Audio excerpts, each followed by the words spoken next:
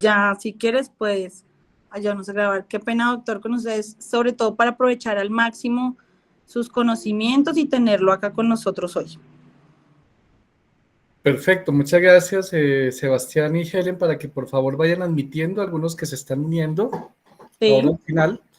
Y buenas noches para todos, es un gusto, es un placer compartir con ustedes estos conocimientos, esas experiencias que vamos a presentar ahora sobre el tema de cardiopatías congénitas, iniciando con esta primera sesión de esta noche que va a hablar básicamente de las cardiopatías congénitas no cianosantes, ¿de acuerdo?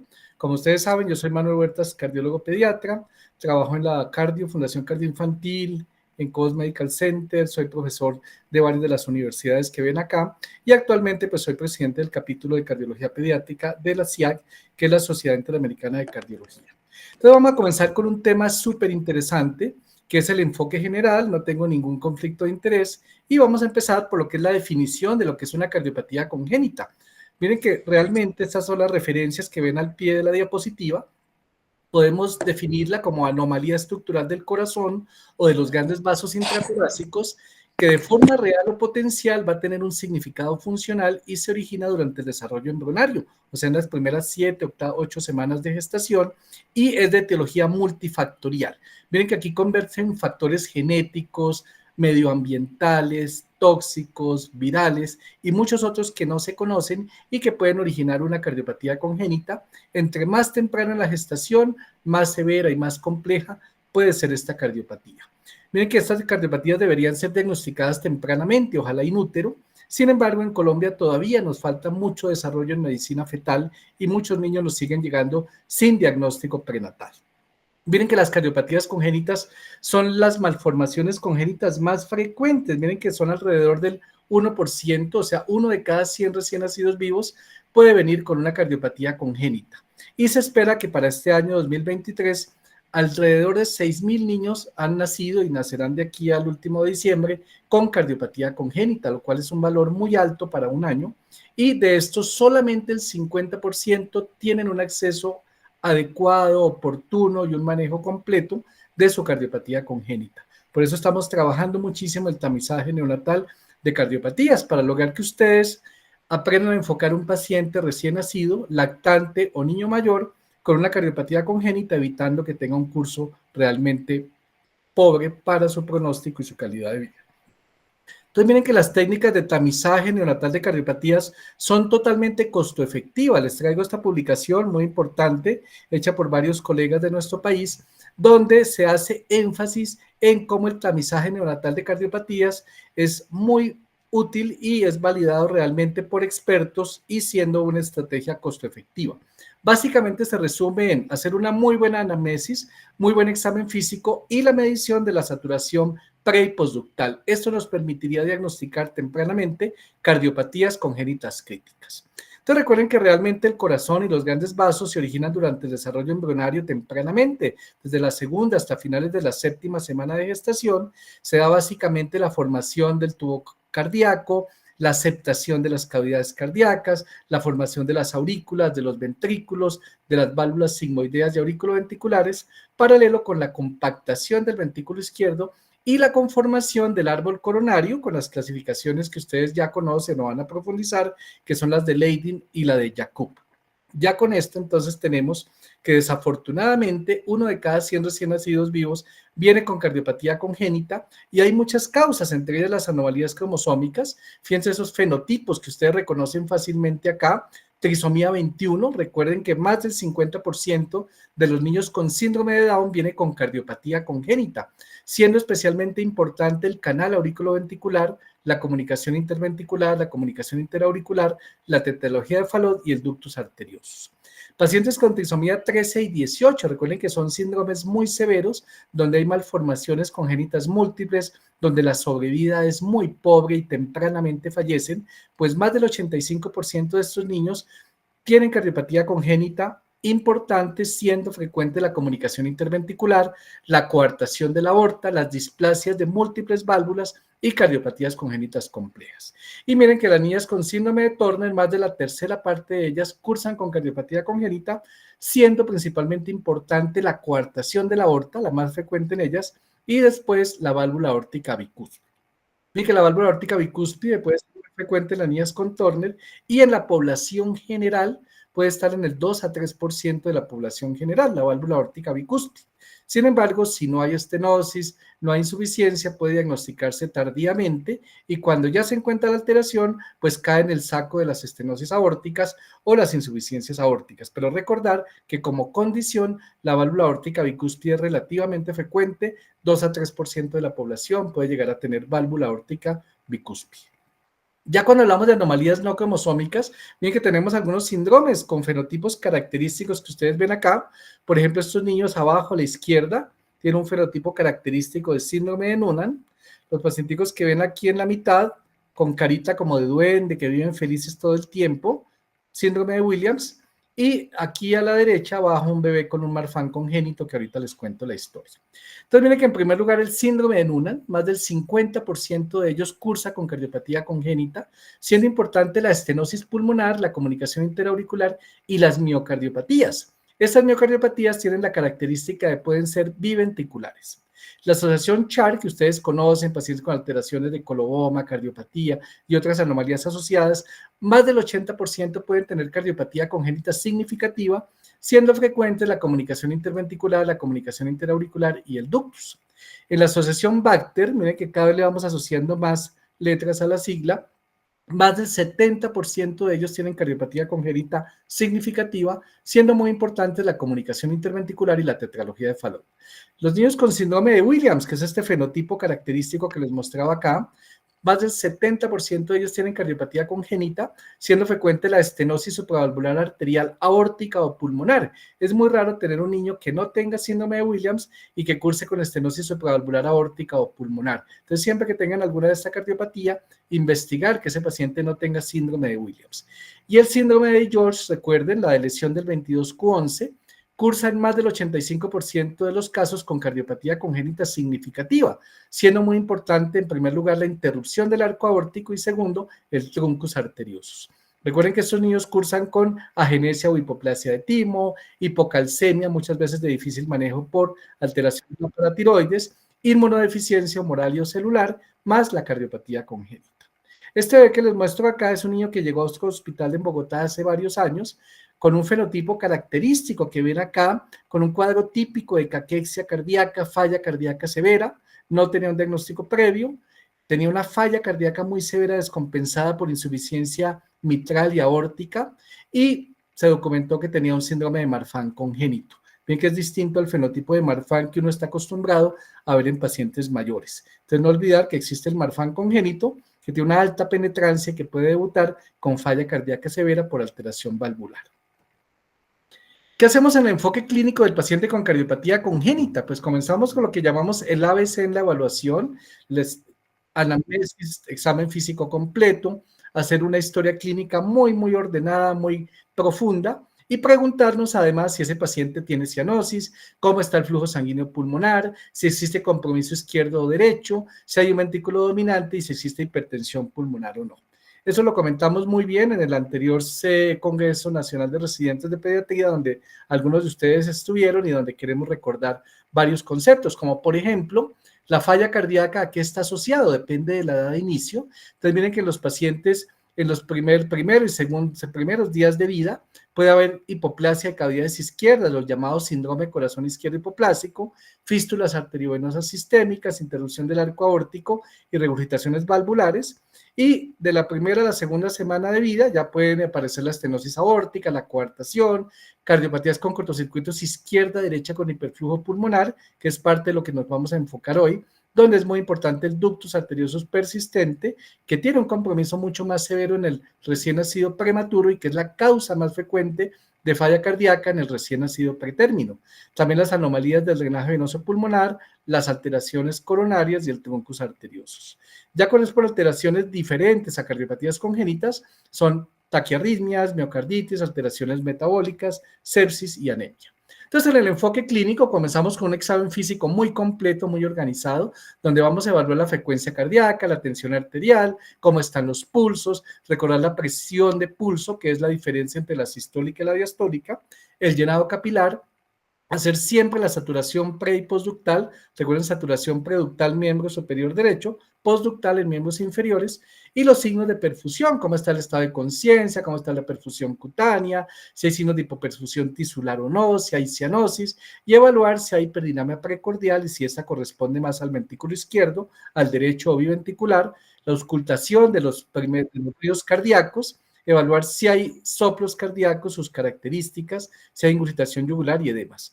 Recuerden que la auscultación de los pacientes pediátricos y más cuando hay cardiopatías congénitas, no siempre los focos auscultatorios que nos enseñaron para examinar a los adultos sirven para los pacientes pediátricos. Fíjense que, por ejemplo, un paciente con una transposición de grandes arterias, pues ya el foco aórtico no será el foco aórtico, ¿sí? Estará invertido con el foco pulmonar. O tenemos pacientes que tienen dextrocardia con dextroapes, dextrocardia verdadera, donde el foco mitral no estará ubicado aquí al lado izquierdo, sino al lado derecho. Entonces, realmente es más útil hablar de una localización topográfica de los hallazgos auscultatorios. En lugar de decir que encontré un soplo pansistólico en foco pulmonar, por ejemplo, decir un foco o un hallazgo que es más frecuente o más importante en el segundo espacio intercostal con línea parasternal izquierda, por ejemplo, ¿sí? Entonces, hacer una localización más topográfica en lugar de utilizar los focos auscultatorios clásicos que tomábamos en los adultos. Siempre usar la secuencia de historia clínica, inspección, palpación, percusión y de última auscultación para precisar ya los hallazgos diagnósticos. Cuando vamos a medir la saturación pre y postductal, entonces hablábamos que hay que medir la saturación preductal en miembro superior derecho y postductal en miembros inferiores. Lo normal es que esas saturaciones sean similares, que no haya una diferencia mayor a 3 puntos entre la saturación pre y postductal y que estén por encima de 90%. Eso es lo normal, y más si estamos a la altura de Bogotá, aunque ustedes saben que hay estudios que se están haciendo y que algunos que ya han salido, donde de pronto saturaciones por encima de 88% pudieran ser normales a medianas alturas, pero pues tomemos 90% para ser prácticos y una diferencia no mayor a 3 puntos entre saturación pre y postductal para considerarlo normal. Si tengo una cardiopatía congénita con cortocircuito izquierda-derecha, ¿sí? Hiperflujo pulmonar, pues mis saturaciones pre y postductal no van a estar alteradas, ¿sí? Si tengo una saturación preductal mucho mayor que la postductal, eso ya no es normal.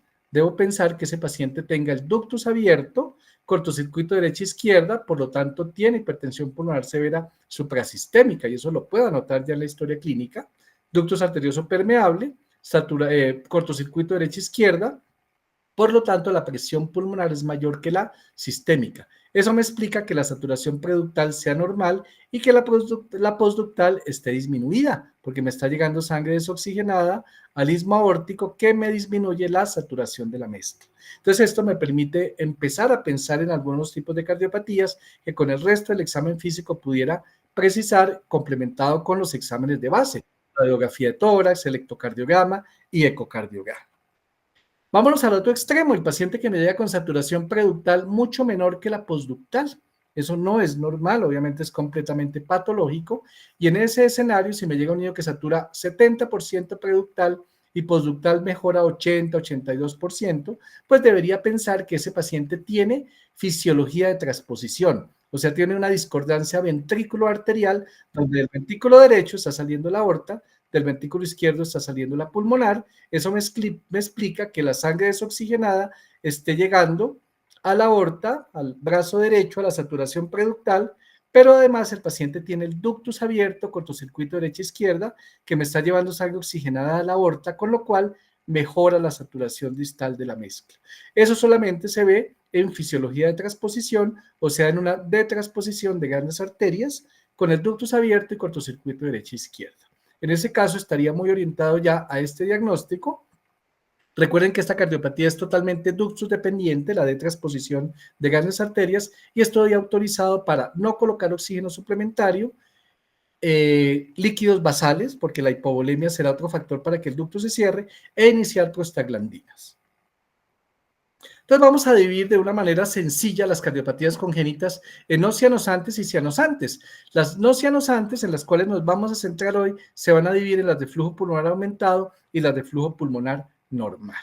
Esas son el grupo de cardiopatías más frecuentes. Entonces miren que las cardiopatías no cianosantes con flujo pulmonar aumentado serán las más frecuentes. Al comienzo decíamos que la frecuencia de las cardiopatías congénitas es del 1%. un recién nacido de cada 100 viene con una cardiopatía congénita.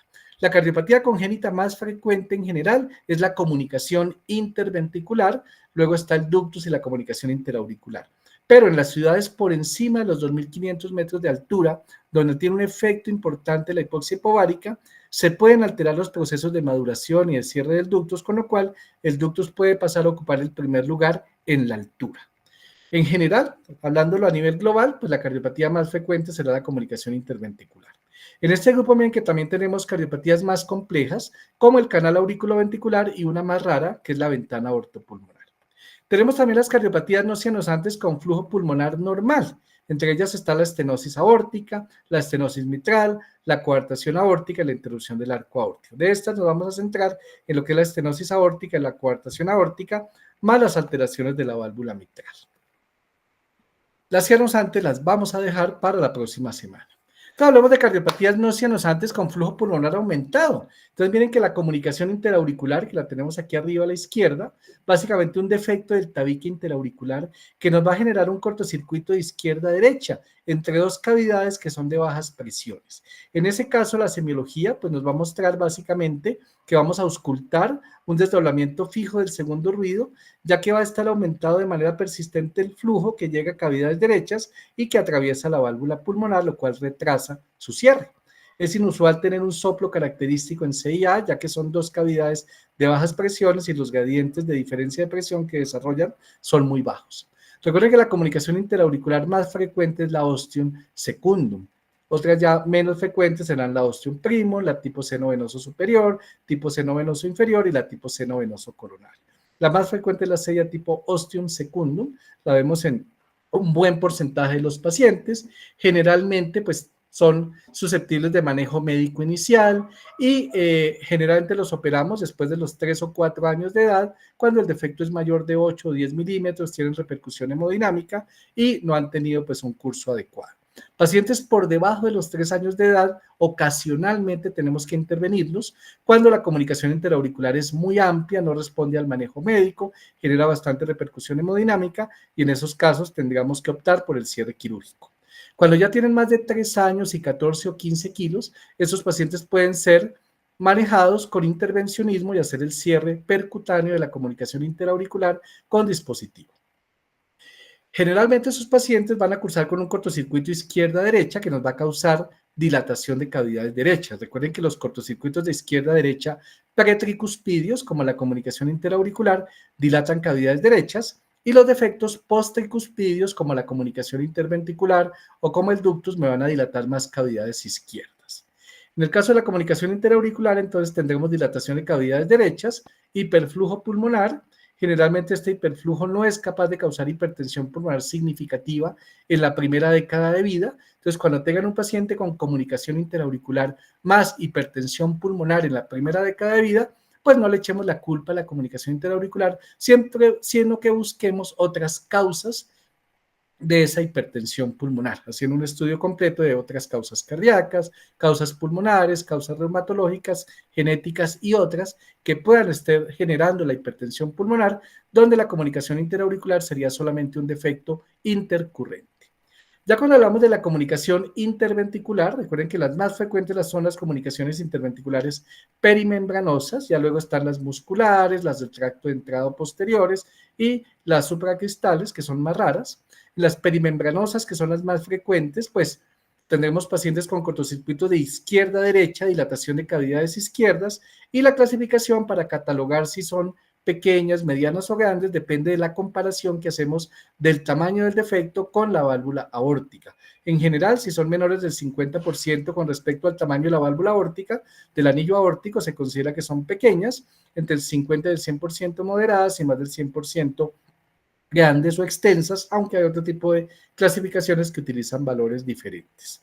En estos casos tenemos cortocircuito izquierda-derecha y la repercusión de la comunicación interventricular dependerá del tamaño del defecto y de la diferencia entre las resistencias vasculares sistémicas y pulmonares. Tenemos repercusión hemodinámica con hiperflujo pulmonar que nos va a causar inicialmente hipertensión pulmonar hiperkinética, o sea, por hiperflujo.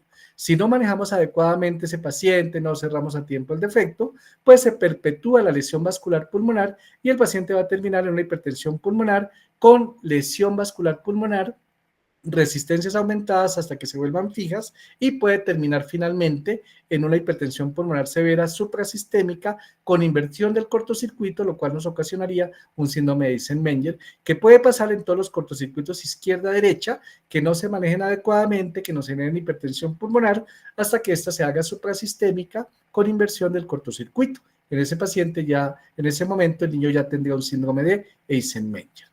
El ductus arteriosus también daría para toda una charla completa, pero rápidamente lo vamos a resumir, donde será un defecto persistente, un conducto que comunica la arteria aorta con la pulmonar, que ustedes saben que es necesario para la vida fetal y que normalmente se cierra en los primeros días de vida. Muchas condiciones y factores pueden generar que ese ductus no se cierre, con lo cual hablaríamos del ductus arteriosus permeable y luego persistente con cortocircuito inicial de izquierda a derecha, hiperflujo pulmonar y aumento en el retorno venoso que llega a las cavidades izquierdas, con lo cual vamos a tener dilatación de cavidades izquierdas, como hablábamos, al ser un defecto postricuspidio.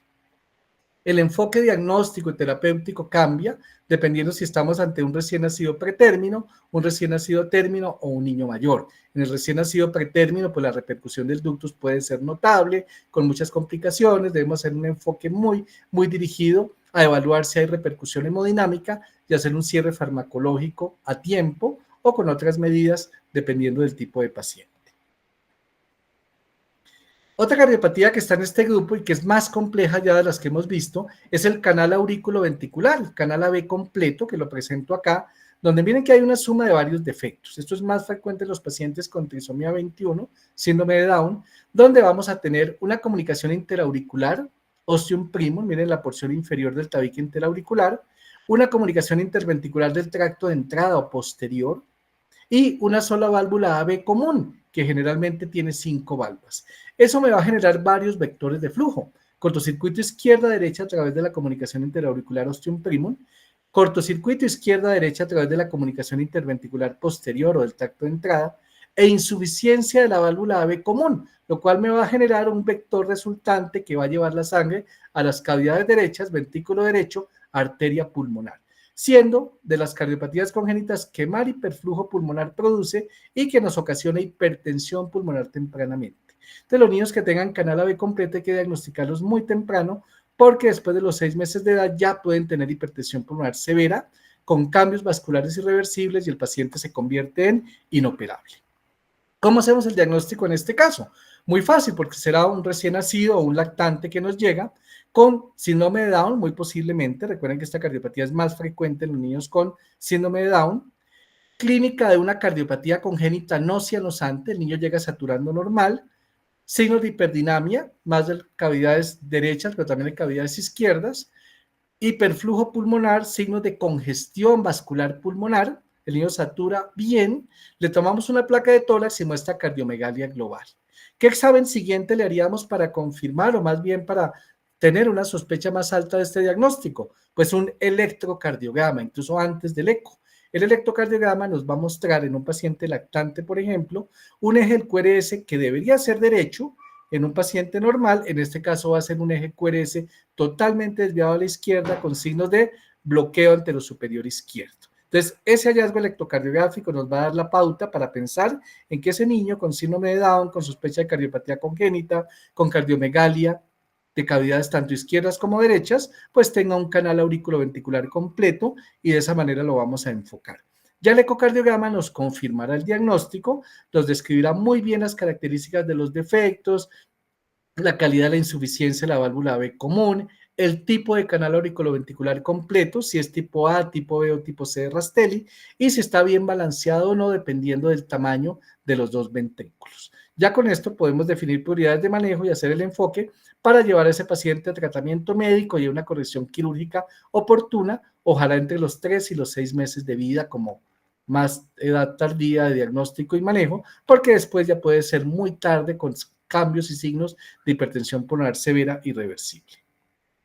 Esta radiografía de tórax que les muestro acá, miren que es muy interesante, porque es un paciente pediátrico que no tenía diagnóstico previo, que llega a nuestra consulta llega con una placa de toras muy, muy comprometida. Miren que es una placa de una técnica regular, pero que nos sirve para evaluar varios hallazgos. Es un paciente en el cual nos llama la atención que hay una cardiomegalia, es una cardiomegalia más extensa de cavidades izquierdas, con signos de congestión pulmonar, arco aórtico izquierdo, un botón aórtico elongado, un tronco pulmonar prominente, lo mismo que las ramas pulmonares, y signos de hiperflujo pulmonar, incluso algunas zonas de edema pulmonar. En este caso, pensaríamos en un defecto postricuspidio, posiblemente una comunicación interventricular amplia o un ductus arterioso grande, que nos está generando gran repercusión hemodinámica. En este caso, evaluamos a esta niña, le hicimos ecocardiograma y tenía un ductus muy grande que no había sido diagnosticado, se le hizo todo el manejo de cierre y afortunadamente hoy en día ya tiene una calidad de vida normal y sin hipertensión pulmonar. Ya cuando pasamos a las cardiopatías congénitas no cianosantes con flujo pulmonar normal, pues nos enfocamos en las obstrucciones del lado izquierdo del corazón, donde la coartación aórtica será una de las cardiopatías más importantes, bien que la coartación de la aorta antiguamente la catalogaban en preductal, yuxtaductal, postductal. Hoy en día hemos visto que la más frecuente generalmente es yuxtaductal, es la localización habitual, y hay dos formas de presentación, la del recién nacido y la del niño mayor. Miren que la frecuencia de alteraciones anatómicas asociada es muy importante. Miren que la coartación aórtica en un 50% de los casos lleva también asociado válvula aórtica bicúspide. ¿Esto por qué? Porque miren que les decía que en la población general la válvula aórtica bicúspide puede estar hasta en el 2 o 3% de los pacientes de la población general. Pues miren que cuando hay coartación aórtica se dispara la frecuencia de válvula aórtica bicúspide. Es una enfermedad no solamente del segmento coartado, sino que puede ser de toda la aorta y la válvula aórtica estar comprometida. Comunicación interventricular, 30% de los casos, igual que la hipoplasia del arco aórtico. 15% de los casos pueden ir acompañados de estenosis aórtica, 10% de alteraciones de la válvula mitral y no olvidar el síndrome de Shann que comentaremos más adelante. Ya cuando se cierra el ductus, hay alteración y cambios en las presiones en las cavidades, pues el paciente empieza a hacer cambios de edema pulmonar, de hipertensión pulmonar y toda la clínica florida de la coartación de la aorta, donde pues lo que vamos a ver básicamente en el ecocardiograma es esta imagen que ustedes ven acá de estrechamiento, una aorta codada, tortuosa, con estrechamiento a nivel del istmo aórtico, con la aceleración de flujo, muchas veces con el ductus arterioso permeable y donde realmente el enfoque pues va a variar dependiendo del tipo de paciente. En el recién nacido puede llegar tan malo y con una coartación tan severa que muchas veces piensan que es un choque séptico, lo enfocan como una sepsis y resulta que el paciente lo que tenía era una coartación de la aorta. Entonces es muy importante el examen físico completo, el tamizaje neonatal de cardiopatías que les decía ahorita, la saturación pre y postductal, examinar muy bien al paciente de arriba abajo, no olvidar palpar y auscultar las fontanelas porque puede haber fístulas arteriovenosas también o malformaciones vasculares en el sistema nervioso y en este caso la coartación, además la palpación de todos los pulsos, evaluar si hay diferencia entre la palpación de los pulsos en miembros superiores e inferiores y siempre medir la tensión arterial en las 4 extremidades para determinar si hay gradientes o no, luego que la auscultación de los soplos característicos y las alteraciones en la presión pulmonar secundarias. Generalmente en el paciente con coartación aórtica menor de 1 año, pues el abordaje es quirúrgico y en el mayor de 1 año depende si es simple o es compleja. Si es simple podemos hacer angioplastia aórtica con balón, si es compleja pues el manejo es quirúrgico. En la parte quirúrgica básicamente lo que se hace es resección, ven acá, del segmento coartado y anastomosis terminal ampliada, un corte en bisel que nos permite ampliar el diámetro de manera importante en la aorta y evitar que la cicatriz quirúrgica quede en el mismo plano, con lo cual disminuimos notablemente la frecuencia de recoartaciones. Realmente en nuestro centro, en la Fundación Cardioinfantil, tenemos excelentes resultados y un índice bajísimo de recoartación. Aquí miren otra imagen de una coartación aórtica muy severa en las flechas roja y verde.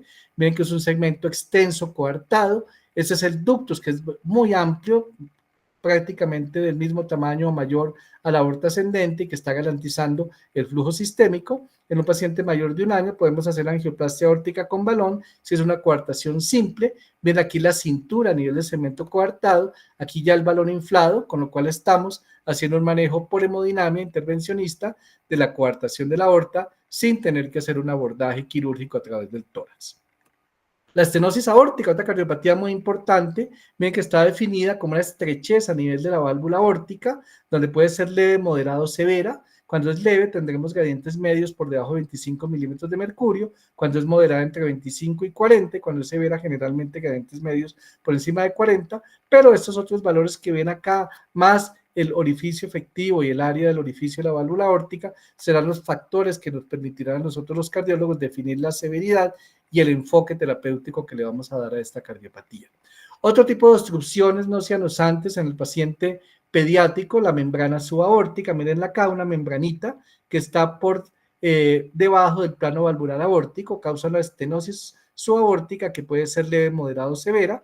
La válvula mitral en paracaídas, que miren que puede ser parte del síndrome de Chon, Chon escrito S-H-O-N-E, síndrome de Chon, donde hay un compendio de obstrucciones del lado izquierdo del corazón, donde lo más importante es la válvula mitral en paracaídas. Si ustedes recuerdan, la válvula mitral normal tiene dos valvas soportadas por unas cuerdas tendinosas y por un aparato subvalvular mitral.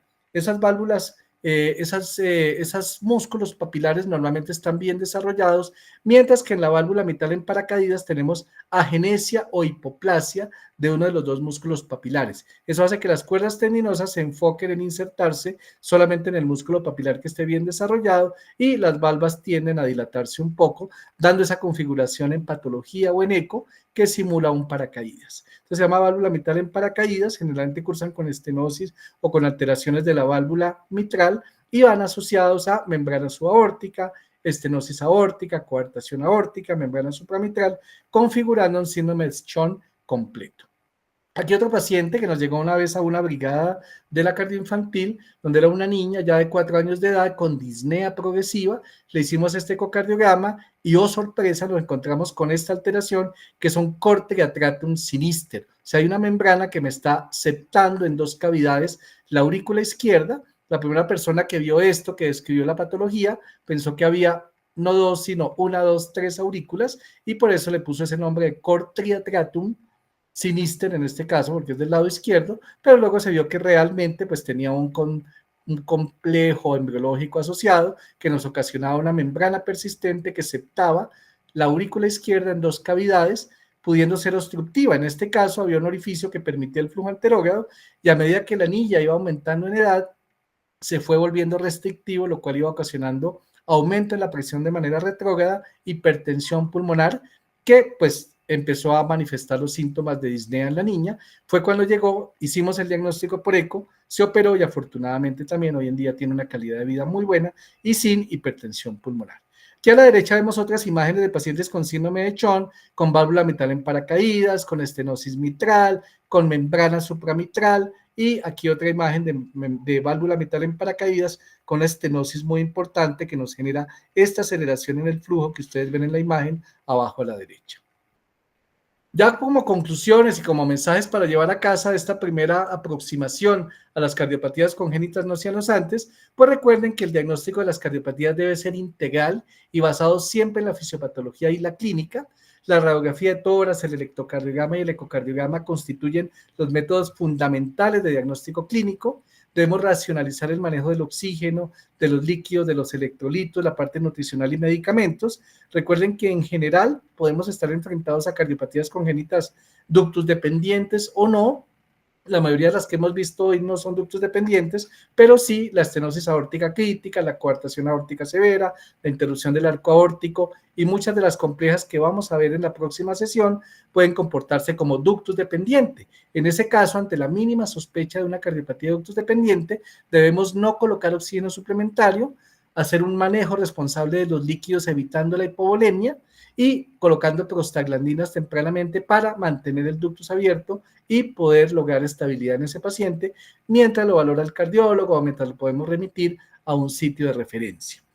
Siempre debemos utilizar prostaglandina E1 en el recién nacido con cardiopatía ductus dependiente, iniciar con dosis de 0.05 microgramos kilo minuto e irlo titulando y bajando según respuesta hasta dejar dosis mínimas de mantenimiento de 0.01, 0.02 microgramos kilo minuto para evitar las complicaciones que conocemos de la prostaglandina, las apneas por depresión respiratoria, la hipotensión, la vasodilatación, las reacciones alérgicas, la trombocitopenia y la fiebre o hipertermia que podemos ver asociadas al uso de prostaglandina.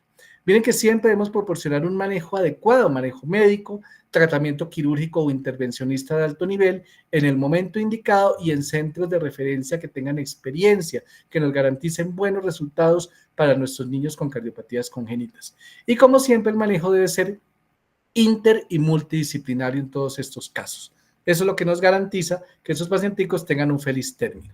Muchas gracias a ustedes por toda su atención. Estaré pendiente si hay preguntas y los invito nuevamente a nuestra charla próxima, que será el 14 de diciembre a esta misma hora, iniciar 7 y 10 por tarde, donde hablaremos de un tema mucho más complejo, más extenso, de mayor intensidad, como son las cardiopatías congénitas cianosantes, que constituyen un mundo de mucha más importancia, complejidad y que requiere un entendimiento oportuno de todos ustedes. Muchas gracias por su atención y hago la sesión si hay preguntas de ustedes.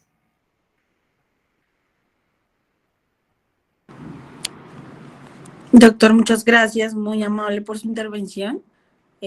Como decía el doctor, estamos atentos. Si hay alguna pregunta, también la pueden hacer por el chat o si alguien quiere ver su micrófono, pueden hacerlo. Están en la libertad de hacerlo. Pues mira que es muy Sí, importante el enfoque integral de las cardiopatías congénitas, no olvidar todos los elementos que vimos hoy, no olvidar que la historia clínica, el examen físico completo es fundamental, recordar la importancia y la ayuda de la radiografía de tórax bien interpretada, del electrocardiograma, que a veces lo subestimamos, y que el ecocardiograma ya es para confirmar una impresión diagnóstica que tenemos basado en la clínica, en la historia clínica completa, ¿de acuerdo? doctor, quería hacerle precisamente una pregunta encaminada a eso último que señala, teniendo en cuenta que nos escuchan algunos internos, pues de último semestre también, que de pronto se van a ir a rural. Quería preguntarle cuál es la utilidad de la placa de la radiografía de tórax cuando un tamizaje de cardiopatía congénita con la oximetría sale positivo en un lugar donde no tenemos cardiólogo ni tenemos ecocardiograma. ¿Vale la Bueno, pena tomarle siempre la placa o claro que sí. podríamos Es simplemente remitir? sumamente importante, Helen, si tenemos la posibilidad de tomar la radiografía de tórax antes de remitirlo, pues es ideal. Obviamente hay prioridad de remitirlo a un centro de referencia, pero la de remitir a un paciente bien diagnosticado, estabilizado, sabiendo qué es lo que estamos haciendo y en qué contexto nos estamos moviendo, ¿sí? Entonces, una vez tenemos la prueba de tamizaje neonatal de cardiopatías, dijimos que puede haber 3 escenarios, que la saturación pre y postductal estén normales y no haya diferencia significativa, con lo cual prácticamente podemos pensar que ese niño no tiene una cardiopatía congénita crítica, ¿sí? Puede tener cardiopatía congénita, una comunicación interauricular, una comunicación interventricular, un ductus con cortocircuito izquierda-derecha, pero no estamos ante una condición crítica que vaya a poner en peligro su vida en las próximas horas. Entonces nos da tiempo de hacer la placa de tórax, de hacer un manejo racional, el ABC en la evaluación y el CABDE en el manejo, y los que han hecho cursos de reanimación conmigo saben muy bien a qué me refiero, la circulación, la vía aérea, la ventilación, el déficit, la discapacidad neurológica, la determinación del ritmo,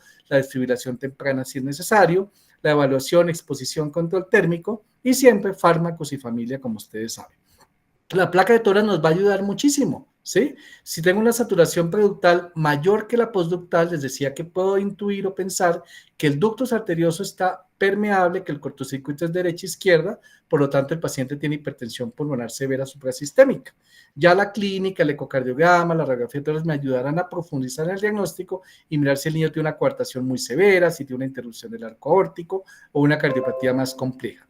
Y en el tercer escenario que les mostraba, si la saturación preductal es menor que la postductal, seguramente estamos en presencia de una fisiología de transposición donde la placa de tórax también va a ser muy útil, porque veremos una placa de tórax con cardiomegalia, ovoide, un corazón en forma de huevo, con un pedículo vascular angosto, lo que los norteamericanos llaman coloquialmente el huevo colgando de un hilo, ¿sí? Y esto pues nos va a orientar muchísimo a que tiene una transposición de grandes arterias, sé que es una cardiopatía ductus dependiente y le voy a iniciar todas las medidas para mantener el ductus abierto, logrando remitir a ese paciente en condiciones muy estables. Entonces la placa de tórax miren que va a ser muy útil, además me va a mostrar diferentes grados de hiperflujo pulmonar. Si estoy en otro contexto donde tengo una cardiopatía congénita no cianosante como las que hemos visto hoy, ¿sí? Le tomamos la placa de tórax al paciente y evaluamos si hay cardiomegalia o no. Si esa cardiomegalia es más expensa de cavidades derechas y hay hiperflujo pulmonar, pues vamos a pensar principalmente en defectos pretricuspidios, como una comunicación interauricular. Si la dilatación de cavidades es más de cavidades izquierdas, pues vamos a pensar en un defecto postricuspidio, una comunicación interventricular, un ductus arterioso permeable, y hay hiperflujo pulmonar y vamos a brindarle manejo anticongestivo a ese paciente. Bueno, miren que en el caso del canal AB, la placa de tórax nos sirvió muchísimo porque es el niño lactante con Down, que tiene cardiomegalia global, cavidades derechas, cavidades izquierdas, mucho hiperflujo, y el electro que tiene bloqueo anterosuperior izquierdo, pues ya tengo el diagnóstico de canal AB completo y todavía no le he hecho el ecocardiograma. Entonces ven que la placa de tórax es muy, muy útil, pero bien leída, bien interpretada, bien tomada, y háganlo de manera sistemática. Entonces, miren la placa de tórax, evalúen primero que todo la técnica, si está bien tomada, si no está bien tomada, en qué posición está el paciente, si está horizontal o vertical, porque eso me cambia las zonas 1, 2 y 3 de West. Usted recuerda lo de la presión alveolar, arterial y venosa. Entonces hay que saber si el paciente está en posición horizontal o vertical para interpretar mejor la placa de tórax, evaluar si está rotada o no, si está bien inspirada, cómo está la penetración de la placa, ¿sí? Qué tan expuesta está, y luego empezar a hacer la evaluación. Yo generalmente la hago de afuera hacia adentro, veo los tejidos blandos, si hay enfisema subcutáneo, cómo está la parte ósea, cómo está la parte pulmonar, la tráquea, la vía aérea, y dejo lo mejor para el final, que lo mejor para mí es el cardiomediastino. Entonces al final miramos cómo está el corazón, la silueta cardíaca, el mediastino, qué cavidades están aumentadas de tamaño, cómo está el pedículo vascular, y eso ya me da muchas herramientas para orientarme hacia una impresión diagnóstica sobre qué cardiopatía congénita tiene mi paciente. Doctor, muchas gracias por su respuesta. Más que solventada la duda. Digamos que en el día a día, en el alojamiento conjunto, que es donde yo estoy, casi siempre hacemos énfasis en este tema del tamizaje de las cardiopatías congénitas y como la forma de la interpretación, que es clave, ¿no? Todo lo que nos comentaba. No sé si hay alguna otra pregunta en el auditorio.